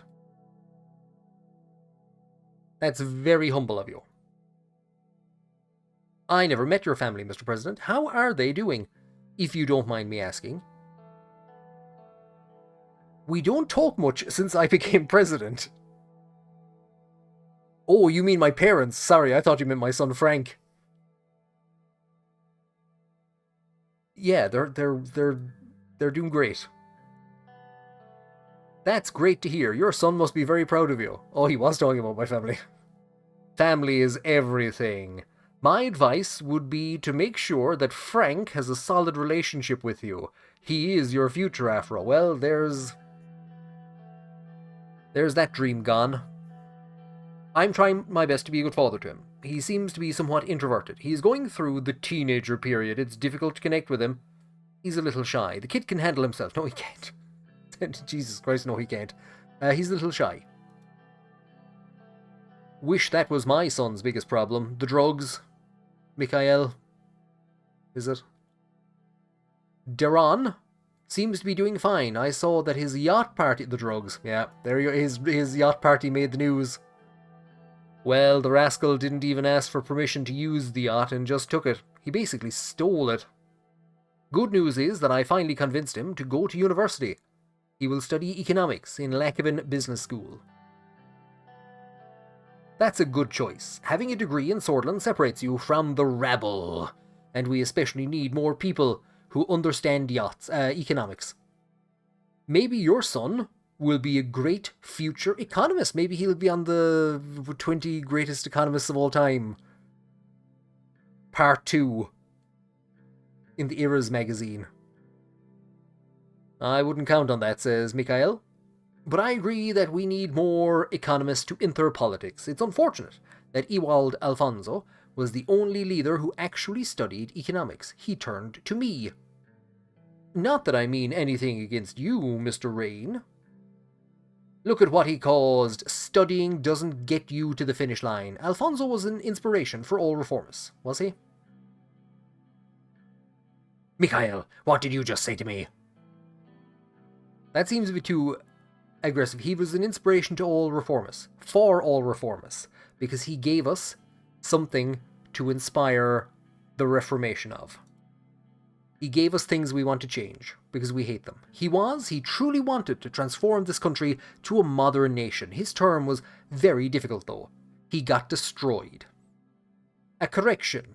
It wasn't his policies that destroyed him, it was the old guard. What do you mean? He threatened their economic power base over the country through a vast privatization plan. They removed him and backed you after. Goddamn idiots. Walter, stop with the conspiracy theories. I think we've had enough drinks. Everyone went quiet. After a long silence, followed by some chit-chat, Walter ordered a bottle of whiskey. Uh-oh. That's one good-looking bottle. The waiters brought one of the finest Arcasian whiskies. It was time for a toast. Simone, would you give a toast again? Yeah, Simone. Sure. Simone stood up. He seemed to have a slight issue with his balance. May the wheels of fortune always turn in our favor. The future of abundance awaits us. Cheers to that, says Walter Tusk. I think it's time we call it a night. Edith stood up. Most of us were all a little tipsy at this point. I want to thank you, Mr. President, for joining us, and you, Simone, for putting all this together. Thank you, Edith, for joining with a bunch of ugly rich men. Hey, I'm not rich. I'm not rich. Thank you all for being here. It was great. Thank you. Thanks for being here. Mikhail, you just said that. After bidding our farewells, we slowly walked out of the restaurant. The moon was shining bright as everyone, except Walter, left in their luxury cars. Oh no. Uh-oh. President, a moment alone, please. He called me aside, inside the small VIP lounge. Follow him. Usually, the Lotharburg spokesman doesn't directly comment on the administration, but I'd like to say a few things, since this was a special evening. Sure, if you have to. Finally, a president that listens to the people. It won't be easy to pass the new constitution through the Assembly and the Supreme Court. Okay, so he approves of the constitutional reforms. Oh no, we could help you get it through if you in return help us with a few economic requests. Walter lit his cigar and took a few drags before continuing. Many in the group were disappointed in the economic direction that you took by promoting an inefficient planned economy. Promises were made during the election had to be upheld. That was the main reason behind the decision. We are certainly interested in maintaining a good relationship with Lotharburg. Oh no, what do we prioritize? I think if we sacrifice certain economic principles for achieving constitutional reform.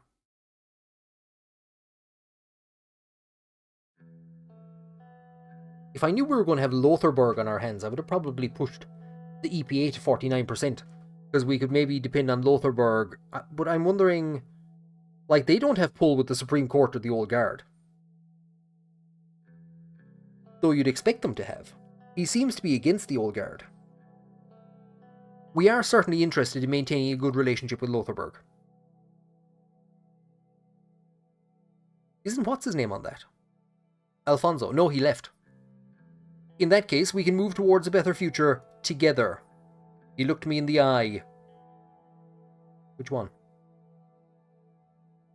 You rejected our previous discreet... I did, yes. Yes, I did. This action led to a disappointment in the group. I'm disappointed the group is disappointed. We are aware of the upcoming tax meeting, and it would be a step in the right direction if private corporations would get a tax cut. To boost the economy with job creation, of course. And the positive side effect would be our support to the administration throughout the entire term.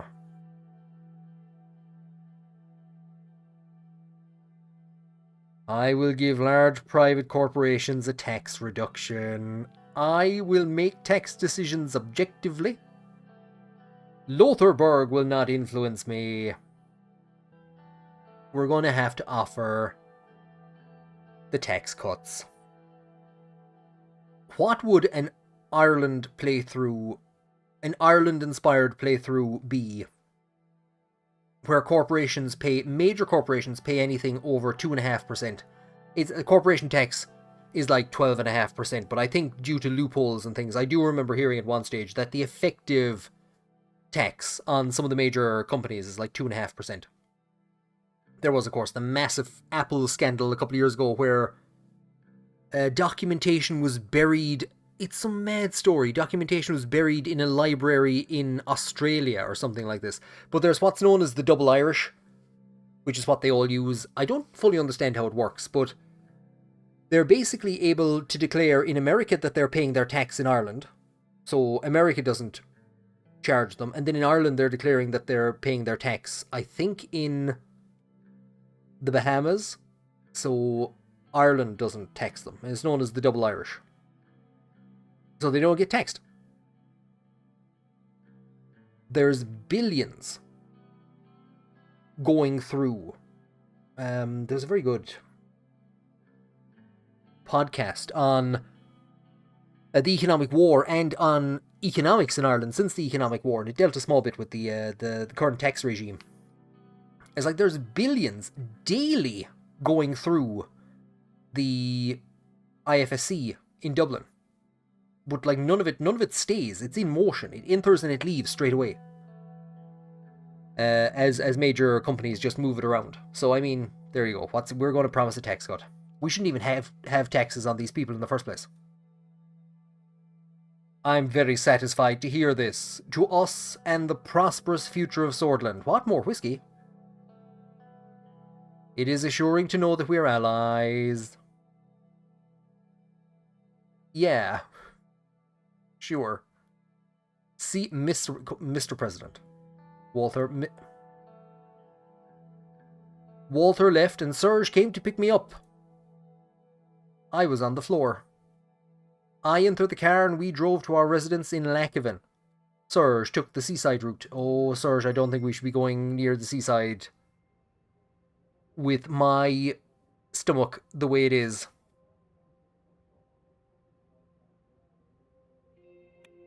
Oh no, what are they going to say about me in the paper? Bill on the rights of workers being drafted. So Pascal Benewal, proposed to the Assembly by Albin Claven.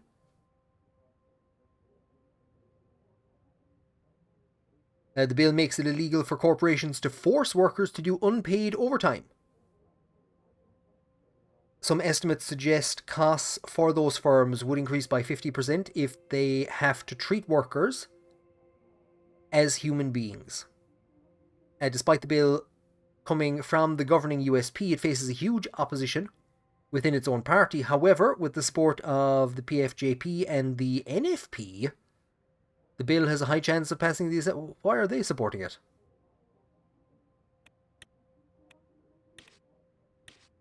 President meets with business. Oh no!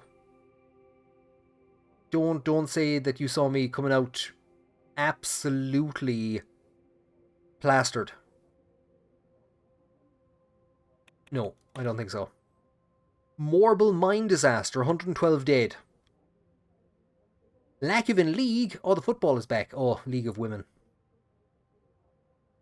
The calls for equality were drowned by the loud group of conservatives. The protests were a clear reflection of the division that surrounds the country. It also raises questions if the First Lady, Monica Rain's agenda to raise awareness and trigger change on the issue will bear fruit.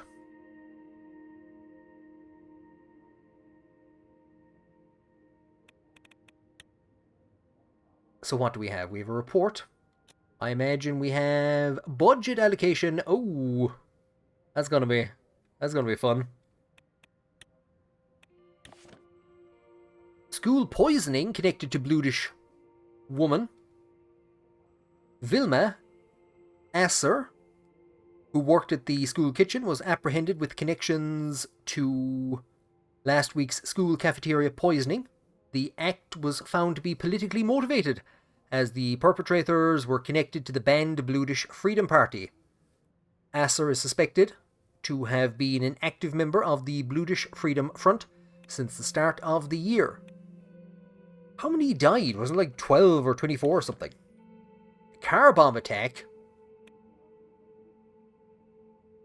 The police reported that there were no casualties or injuries. An initial investigation found that the car was rigged with a timed bomb. No perpetrators have been found connected to the incident so far. Further investigations are ongoing and details have not been shared with the public. Budget allocation. This is when everyone shows up. Oh, dear God.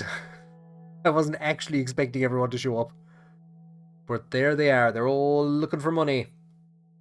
What about me? Who do I get money from? Who do I go to get money? Nearly half a year has passed since my inauguration. The cabinet looked overworked. I would like to use this opportunity for a statement. And now the moment we've all been waiting for. It's finally time to discuss the government budget. I don't think I have a statement to make. I'm quivering in my loafers with excitement, Mr. President. Sadly, Peter Vectron, Gus Manger, and David Whiskey won't be attending this meeting. Somebody was out in the tear last night. They are working on the upcoming trade agreements with Wayland and Ignolia. May the Lord be with them. God rest them. Kira gave a barely disguised eye roll. Kira, I can tell you for nothing. You'll be getting nothing. Did you just roll your eyes at me, young lady? If I did, it's because religion has no place at a government budget meeting. I was merely expressing my wishes for a successful trade deal. Freedom of expression must be protected at all costs, must it not? Miss Morgan, ladies, please. Actually, in this case, I agree with Kira. Miss Walda. Nia, don't. Humor her, don't. I will sack the two of you. According to Sordland's laws regarding the separation of sanctuary and state, she broke off as she noticed that Simone, Lucien, and Joseph were looking at the three women in stony silence. Ladies, let's leave the extraneous chit-chat for afternoon tea. Mexico. It was different in the pods. Are you ladies done chattering? Please leave your religion at the Maroon Palace gates, Miss Graff. The Lord is always welcome in these halls, Miss Walda. Don't comment. I wouldn't go so far as to say the Lord is always welcome in these halls, but, I mean, we do have to respect religious freedom. Yara, leave her alone, but I don't want to say the Lord is always welcome. We won't comment. Simone started loudly shuffling some documents around. All eyes turned to the Minister of Economy. Thanks to Simon's expertise, I am sure we will achieve lots of great things today. Nod to Simon. Today is a big day. We must prioritise our spending wisely in order to achieve the goals we set as a government.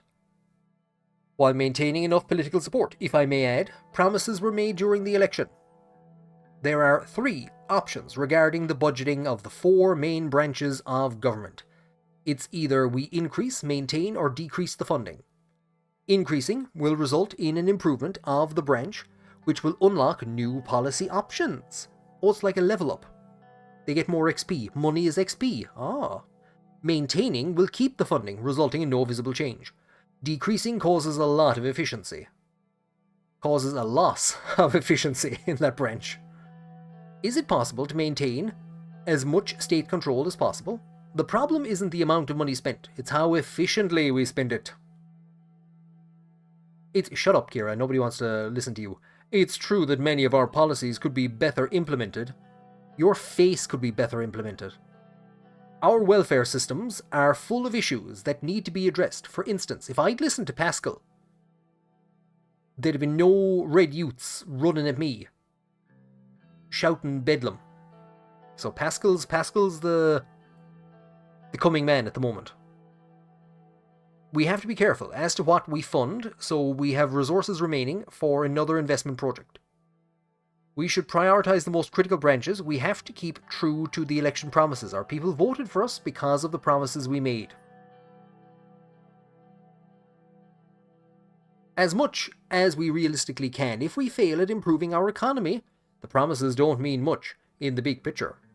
Before we begin our discussion, there is one more thing that I want to voice my opinion on. As we manage the government budget, we can go into debt to invest in various different branches. However, under the circumstances, it would worsen the economic crisis if we push it too far. It's difficult for us to raise debt with the current unhealthy economy, but we can increase the amount of debt we can take as the economy improves. We should spend as much as possible to achieve growth. Whoa, calm down there, Fianna Fáil. Our administration should be fiscally conservative to avoid a crash. Whoa, calm down there, Cumann na nGaedheal. Spend as much as possible. A stimulating strategy could have positive political effects with increased support. Given the current state of the country, improving economic situation is a political priority right now, more so than ever, if we want to win the 58 election. This budget will also be applicable to our entire term.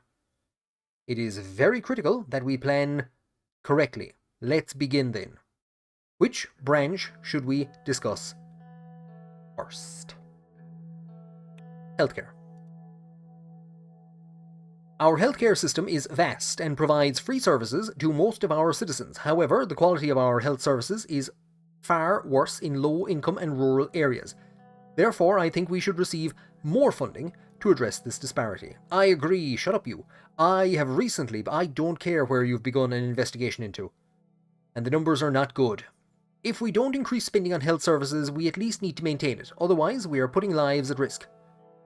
We have just started a new analysis on what could happen if a pandemic struck Sordland. According to the results, if our healthcare facilities remain in their current state, the death toll would be unimaginable. I'm not even talking about the damage to the economy. This is a matter of life and death, Mr. President, and it should be treated as such. Very worrying, says Lucien. On top of what Pascal said, we need to remember that we promised to focus on healthcare during our election campaign. That's only if a pandemic happens. We should try. We need to improve. What else are we here for if we can't keep people alive? Let's discuss law enforcement. I would like to have an increase in the funding of law enforcement to increase the size of the police force and raise salaries. We have so many internal threats to tackle, and I'm already stretching my units far too thin with the limited resources allocated to me. Nia cleared her throat. Law enforcement is certainly a high priority. However, I feel tackling internal corruption is of far higher importance than increasing our police presence. Directing the funds to my department would solve the problem at its root. If corruption is still rampant, all the police in the world won't help us. We need a specialized anti-corruption police unit, which we could create if the funds were directed to me. Who polices the police? Who anti-corrupts the anti-corrupt? I agree with Miss Morgna. Shut up. We should not reward a structure that is responsible for an ever-increasing number of human rights violations. You're a structure that's responsible for an ever-increasing number of human rights violations. Additionally, corruption is the reason of our government's inefficiencies. It needs to be tackled. The policies are there to serve and protect the people of Sordland, Miss Walda, and that is exactly what we were doing. Long before you won your first election and got a ministerial position. More funding will allow us to take care of our police forces. It is quite a simple choice given the current status of the country. I agree with Lelis. If this were another time, I would have said something different, but we know the current situation. I most certainly do not agree with Kira. The idea is that if we put the extra funding into the police, that it will decrease corruption. Or do we agree with Nia and say that we need to focus on decreasing corruption? I'm going to agree with Lelis.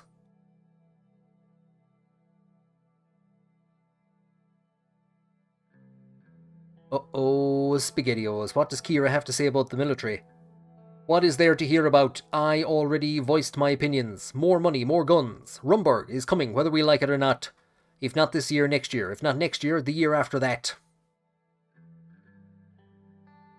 And if it's not that year, it's probably the year after that, which is outside my presidential term. Mr. President, you and I have a shared responsibility to protect this nation from its enemies, and I intend to do so until my last breath. I will say this with certainty. If Rumburg doesn't make a move against Sordland in 2 or 3 years, my name is not Iosef Lancia. Iosef pointed to his name badge that said Iosef Lancia. There can be no argument against increasing the budget for our army when there is an enemy on our doorstep waiting for us to make one wrong move. Anyone who thinks otherwise is a fool. Mr. Lancia. Right, pardon my theatrics, sir. But this is a serious matter. The future of our country is up to you, Mr. President. Well, here's an argument. The armed forces does nothing but eat away financial resources destined for our people while stoking fear of an upcoming war. The issues with Rumburg can be solved diplomatically. What kind of a message are we sending to them and the whole world if we suddenly start ramping up our military budget? That we are ready to defend our nation, Miss Walda? Exactly, says Joseph. as much as it sickens me to say so, I agree with Kira. We need to be as diplomatic as possible.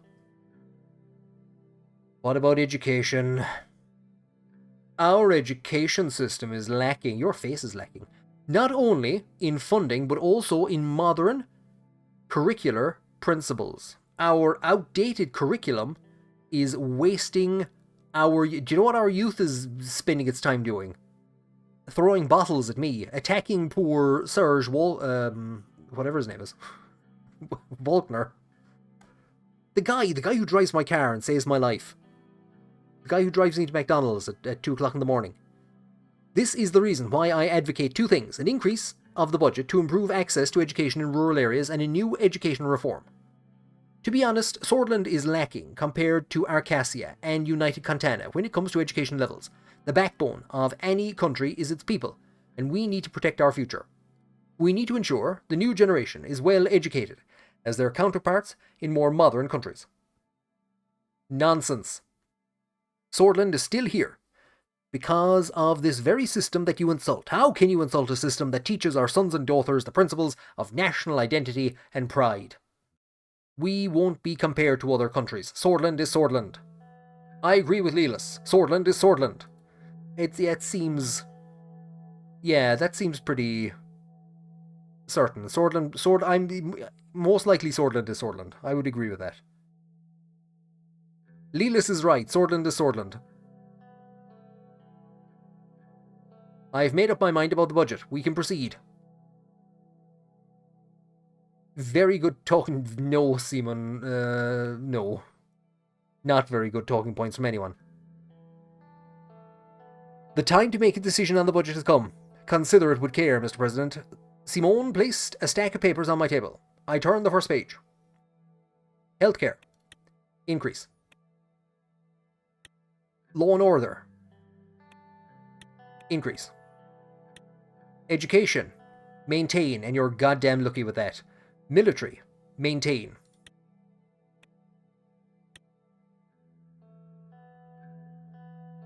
I had finished allocating the government budget to the satisfaction of some cabinet members and the dismay of others. They and I knew this would define a significant part of our term. We have a deficit on our hands. We will need to resort to debt to finance future investments. This situation can have adverse effects if we don't strike a balance. Agreed. Well then, let's start with law enforcement. Nia and Lelis were both smiling. Thank you for this decision, Mr. President. I knew you would see reason on this, considering our internal security threat are at an all-time high. I still disagree with Miss Graff on how the money ought to be spent, but the increased funding is certainly a step in the right direction. Any statements on the matter, sir? Law enforcement is a key branch that needs a greater budget due to the increased threats and need for security.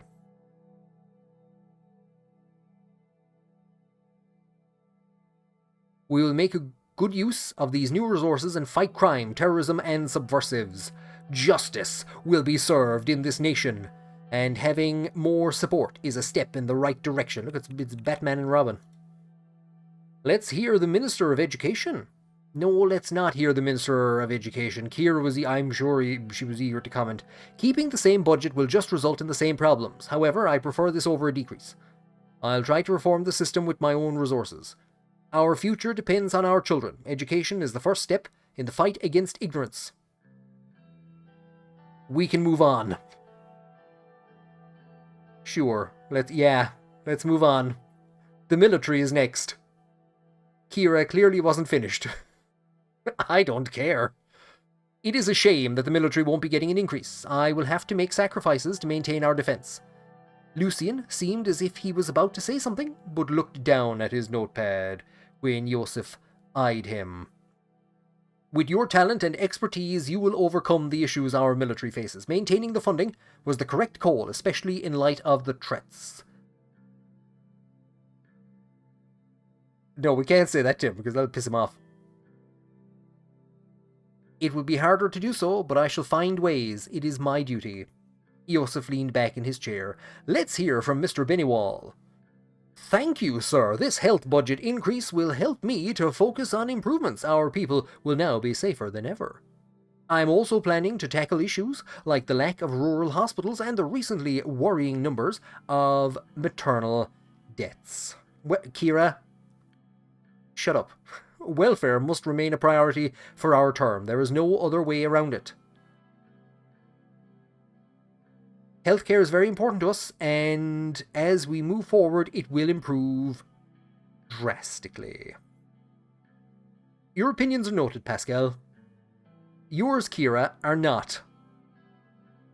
With the new budget, we have many options to improve our healthcare program and provide for the people. That covers all branches. Each minister will approach you with their respective policy requests and expectations over the next year. Says Simone, thank you for your time and participation in this significant... Every moment is significant to you people. Thank you, everyone. I appreciate your time and effort.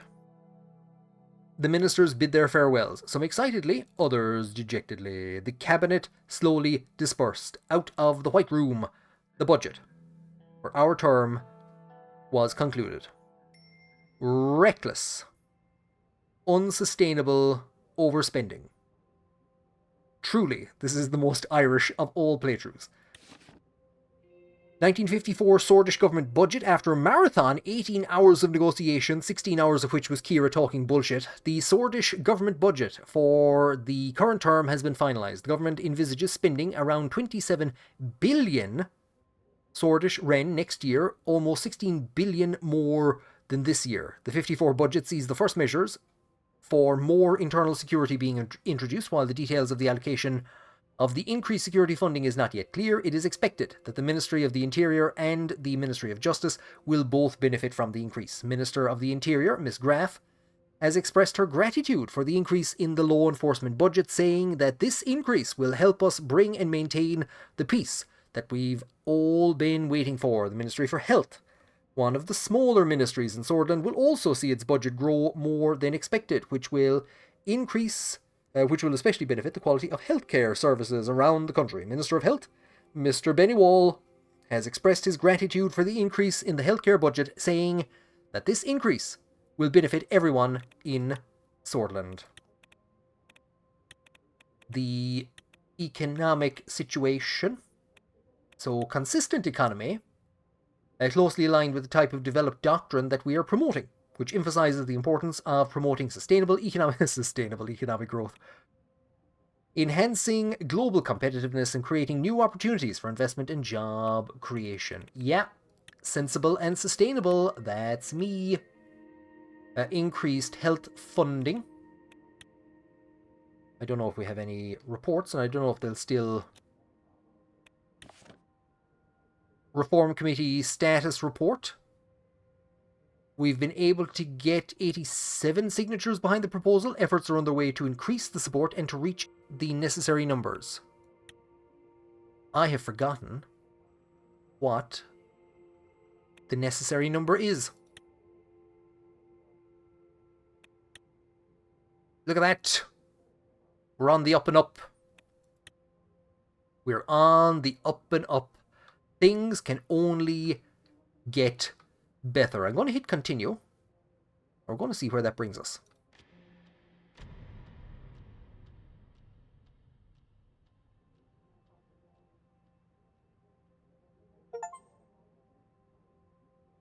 It brings us an achievement for completing Chapter 1.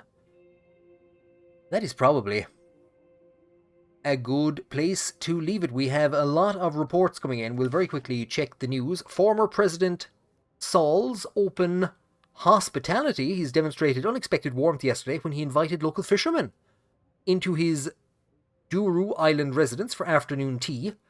The casual gathering offered a rare glimpse into the private life of the typically reserved statesman. Witnesses described Soll's demeanour as remarkably down-to-earth as he served tea and engaged in conversation with his unexpected guests. Are these the ones that were fired on? The informal meeting highlighted the close-knit nature of the Duru Island community, where even figures like the Colonel can make connections. He has largely stayed out of the spotlight since leaving office. This spontaneous display of hospitality suggests he remains an influential presence in island life, albeit in a more personal capacity than during his years in power. 54 to 55 session ends. FC Gelsord. I thought this was the political season. No, it's the football season. FC Gelsord claims the league title again. Hakon Brenner, you devil you, once again claimed the top scorer of the league. What's the national team like?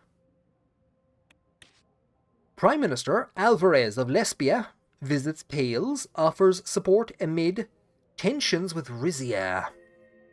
In a show of solidarity, Alvarez, Prime Minister of Lesbia, visited the Grand Duchy of Pales and its leader, Alex Reinhardt.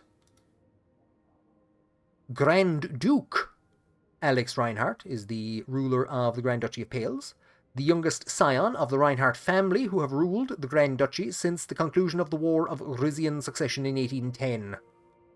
As the younger brother of Duke Njolma, he was groomed from a young age to succeed the throne, receiving an education in Palesian, Rizian and Valgish from a cadre of elite tutors. I'm wondering... Oh, his brother abdicated. There we go. During the visit, Alvarez proposed several measures to address the situation, including joint exploration and development of the disputed gas fields. Good God, Rizia loves gas. The visit has sent a strong message to Rizia, warning them against further aggressive actions, and encouraging a diplomatic resolution to the dispute. However, it remains to be seen whether Rizia will accept the proposals. Valgslandian Navy forces Agnolian drill ship to retreat from Helgeland.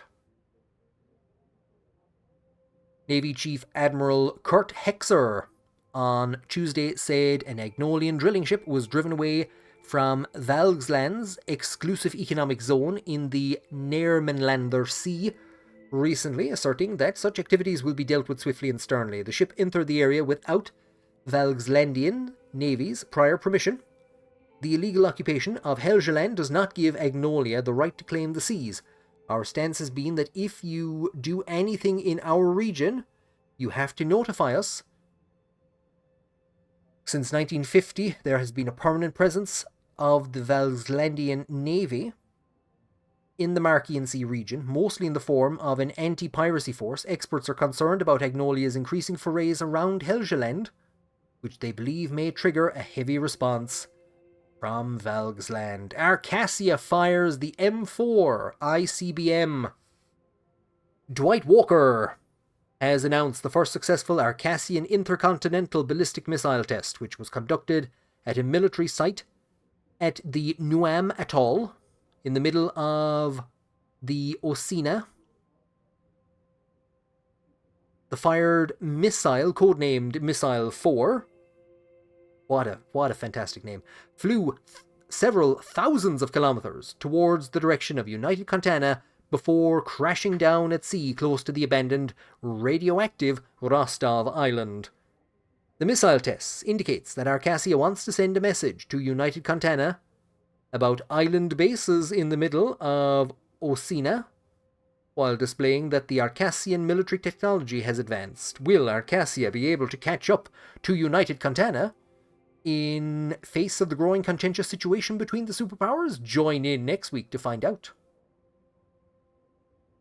So, Arcasia is firing missiles, and United Contana's Congress addresses the State of the Union and revolutionary expansion.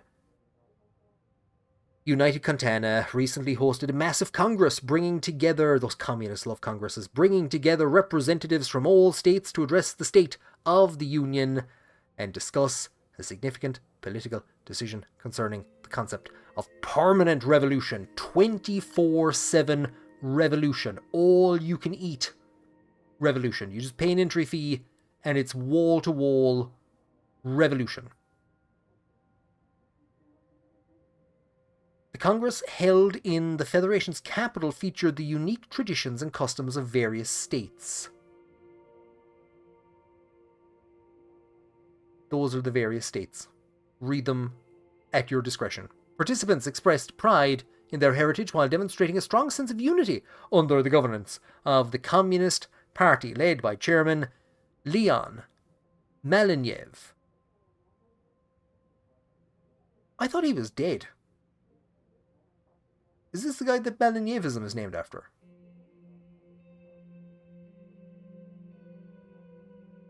I won't lie, I thought this guy was dead. Well, there you go. That's him there. We kind of look similar. We've the same shirt. I like the color of his shirt more though. Or maybe it's just that I haven't washed mine in a while. I've been to a couple of parties. I've barbecued in this thing. Maybe it's time to change it. During the Congress, Chairman Maliniev proposed the Revolutionary Destiny Doctrine, a policy aimed at promoting the idea of permanent 24/7 all-you-can-eat revolution and supporting social revolutions in nearby states with early-stage capitalism. Senators from each state participated in a vote to determine the future course of the nation, ultimately passing the doctrine and signalling a new era of international involvement. Dude, I wouldn't. Really, I genuinely wouldn't.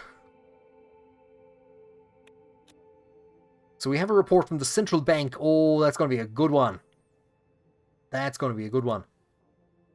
And we have the Workers' Rights Act. The Workers' Rights Act bill has been passed by the Grand National Assembly and sent forward to the government for signature. We have to keep in mind the wishes, aims, and aspirations of Gus Menger and Ewald Alfonso. In its signing, Benewal and David Whiskey have been hard at work on that bill, and after handing out all that money in that budget, I feel like I could do with a whiskey. Thank you very much for joining me on this episode, and I hope that you will join me on the next one with your budget proposals. Tell me, if I was to give you 5 million Swordish Ren, how would you spend it?